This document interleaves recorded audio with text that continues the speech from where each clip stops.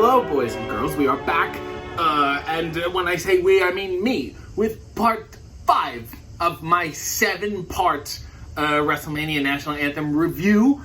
Before this, we did WrestleMania 16 to 20, which were Lillian Garcia, absolutely nobody, absolutely no one again, Ashanti and the Boys Choir of Harlem. So Ashanti and the Boys Choir of Harlem, after that dark period, that break, that lull with nothing, we're back on track, and I think we're feeling the groove, and this is now we're entering really, to me, the modern era of WrestleMania National Anthems. So I'm excited. Let's not waste any more time. Let's get on with WrestleMania 21. The year's 2005. We're at the Staples Center in Los Angeles, California. WrestleMania goes Hollywood. Everyone did those fake movie parodies, but we're back with Big Lil, Lillian Garcia, who, to my knowledge, up until this point, is the first ever person to have sung the National Anthem or America the Beautiful, whatever. Anyone to sing anything like this at 2 WrestleManias. WrestleMania 16, she was there. She was a little nervous. She was a plucky youngster. Now, this is prime Garcia. Let me tell you, she's feeling it. She got this hip-ass, sparkly white outfit on. She's got backup singers all in the ring. She's got the piano track, but she's feeling it. She has shed the previous Lillian, who was so understated, who just wanted to make everyone happy. Lillian, she's owning this. This is all her. She's doing a tremendous job. And we're back with the montages. There's like this military tribute to the troops montage with like all the wrestlers hanging out with the troops when they would do the tribute to the troops. And then when they finish, immediately, she starts a USA chant and everyone joins in. Incredible. Wonderful. To you, Lillian, you have grown and you have excelled, and I'm proud of the National Anthem singer that you've become.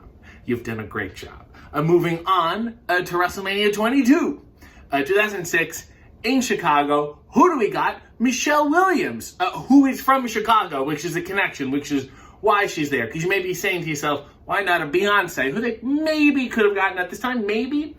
Or why not, certainly they could have got Kelly Rowland or LaToya Luckett.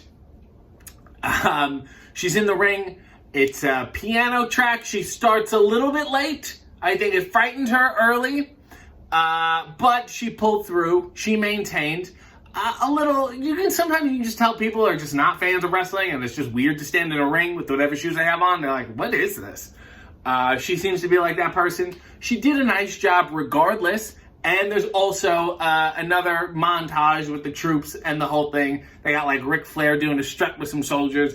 And then, they end on the soaring eagle over the American flag. Because that's really, really peak symbolism. And what is wrestling but just a gathering of symbols that don't really seem to mean anything when you get down to it. Nevertheless, she did a lovely job. And she's keeping the streak going. Big Lil, I think set the tone, and Michelle's really carrying the torch. So we now move on to WrestleMania 23, 2007. We're in Detroit, and of course, Michigan was the site of WrestleMania 3, 20 years before that. So we start with a clip of WrestleMania 3, of the 93,000 people, big deal. And then we have a clip of Vince announcing, and the audio is played in the arena because he's introducing Aretha Franklin, who is again there 20 years later to sing America the Beautiful yet again, which is amazing. It's so nice. And of course, Lillian was the first person to sing at 2 WrestleManias. And now Aretha is the second person to sing at 2 WrestleManias. She does a hell of a job. She's sitting on stage with a big grand piano, and she's got a full choir behind her. Although at this point, I feel like Aretha is like too aware of the fact that she's Aretha Franklin. You know when the brand is so firmly established that the person is just almost like an imitation of themselves now? And before she was just Aretha Franklin, now she's Aretha Franklin. Like, she's so knowledgeable of her success at this point that she's kind of just doing what Aretha's supposed to do. Yeah, I just get that vibe. It's just me. It's not bad. It's good. It's just, time and celebrity and the echo of culture. I'm not going to get into it now. But She does like the first verse of America at the piano, America the Beautiful. Very nice, very good job. Then she stands up, the choir kicks in, and she walks all the way to the middle of the stage. It kicks in. She puts it away. Everyone's very excited. There is another montage, and there's also it's on like a USA video wall behind her. Lovely tribute to 2 decades prior. She did a swell job. To me, the WrestleMania 3 version is better. If you have to only listen to one version of Aretha Franklin singing America the Beautiful at a WrestleMania, I would make it WrestleMania 3. But if you have the time to listen to both, they complement each other well. Moving on now to WrestleMania 24.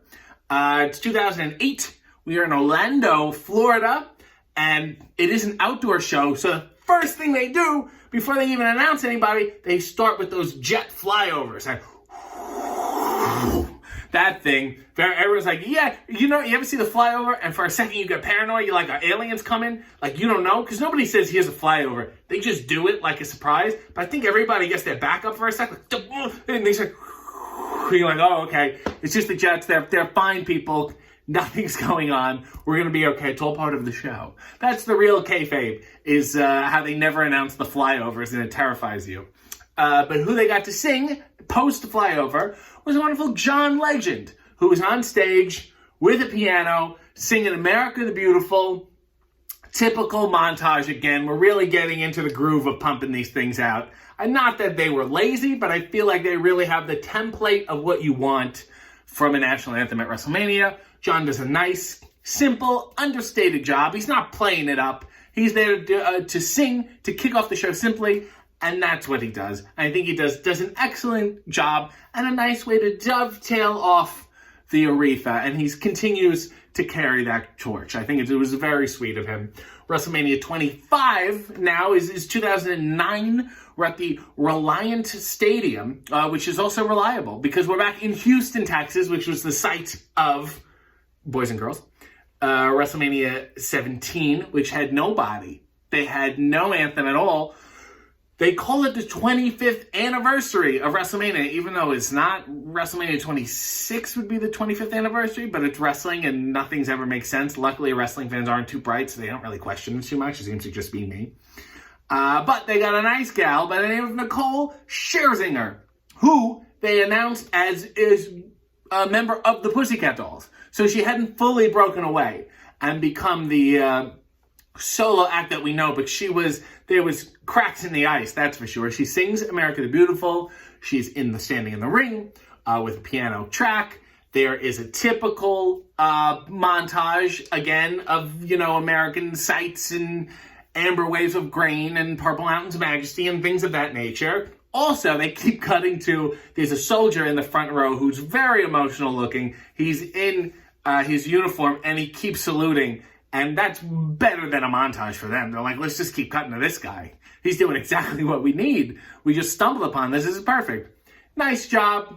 Very simple. Not too bad at all. Not fully the performer she would become, but not so bad.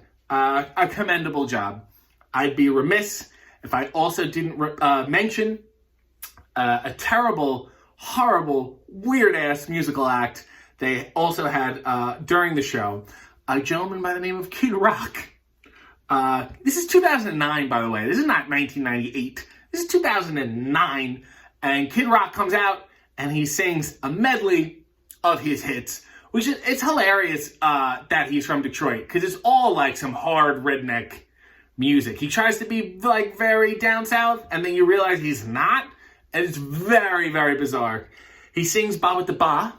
He starts with that. There's a bunch of fireworks, far more than I've ever seen in any national anthem at WrestleMania.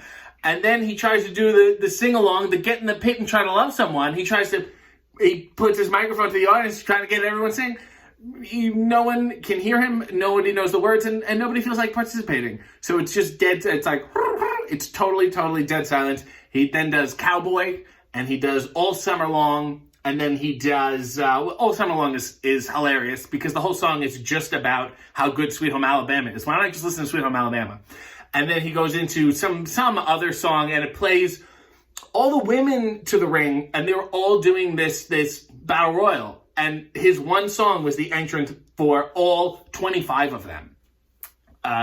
It's a sad state of affairs.